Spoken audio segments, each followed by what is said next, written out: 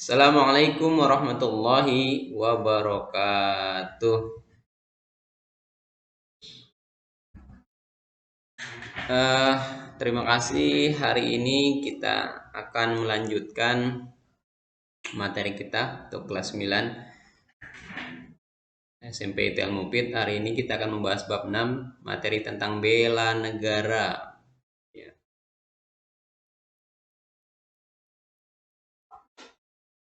Ya, pengertian bela negara.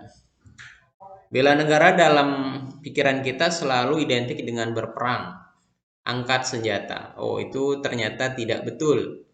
Bahwa bela negara ini selalu berhubungan dengan perang, angkat senjata itu pemahaman yang keliru. Apa sebetulnya pengertian bela negara?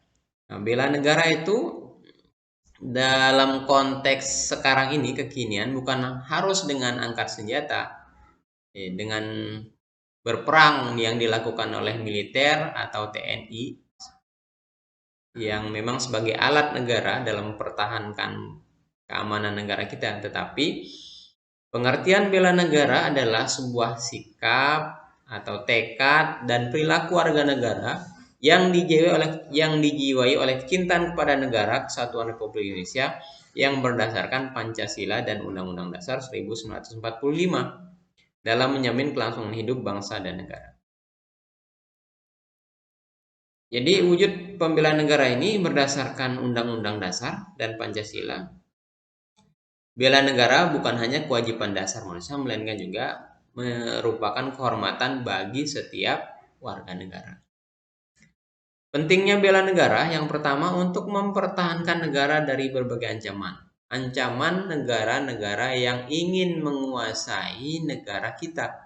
Karena negara kita merupakan negara yang besar, negara yang memiliki kekayaan alam yang sangat banyak, negara yang punya peran strategis, posisi strategis di dunia untuk menjaga keutuhan wilayah negara.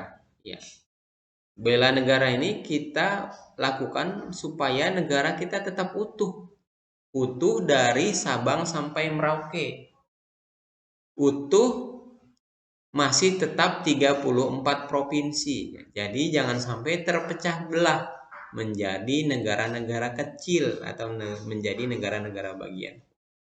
Merupakan panggilan sejarah bagaimana dulu kita berusaha untuk merdeka dari penjajah. Sehingga dulu kita menyatakan kemerdekaan dengan proklamasi, berjuang. Jangan sampai kita kembali dijajah oleh bangsa lain. Merupakan kewajiban setiap warga negara. Dan ini merupakan kewajiban kita. Karena bela negara ini tidak hanya dibebankan kepada alat negara saja seperti TNI, militer. Tetapi kewajiban bela negara ini dibebankan kewajiban bagi setiap warga negara. Alasan pentingnya usaha pembelaan negara ini dihubungkan dengan fungsi negara, unsur-unsur negara, aspek sejarah, peraturan perundang-undangan. Kita lihat dari fungsi negara. Fungsi negara itu ada 4: pertahanan, keamanan, mengusahakan kesejahteraan, kemampuan, dan menegakkan keadilan. Fungsi pertahanan ini bagaimana menjaga kemungkinan adanya serangan dari luar, sehingga negara harus dilengkapi dengan alat-alat pertahanan, salah satunya adalah TNI. Yang kedua, hubungan bela negara dengan unsur negara, bahwa ada unsur penduduk selain ada unsur pemerintah yang berdaulat, unsur wilayah, ada pengakuan dari negara lain.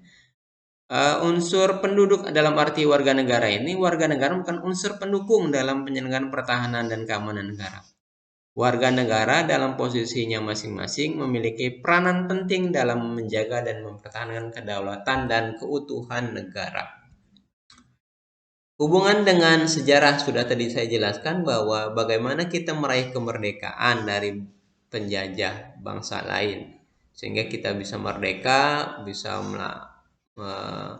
dari bangsa lain. Bagaimana kemudian kita berusaha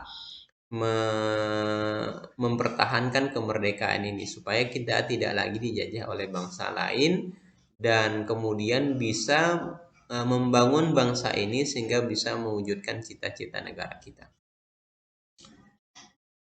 Sebuah kalimat dari mantan Presiden Amerika John F. Kennedy, jangan tanya apa yang tanah airmu dapat memberi kepadamu, tetapi tanyakan apa yang kamu dapat berikan kepada tanah air. Jadi kita berusaha untuk mengabdi kepada bangsa kita, bukan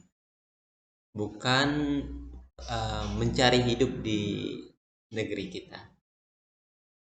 Ya, untuk sementara materinya cukup untuk hari ini. Minggu depan kita lanjutkan dengan bela negara.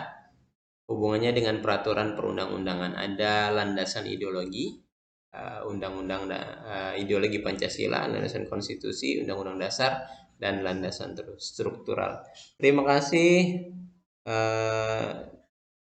untuk materi hari ini. Demikian. Assalamualaikum warahmatullahi wabarakatuh.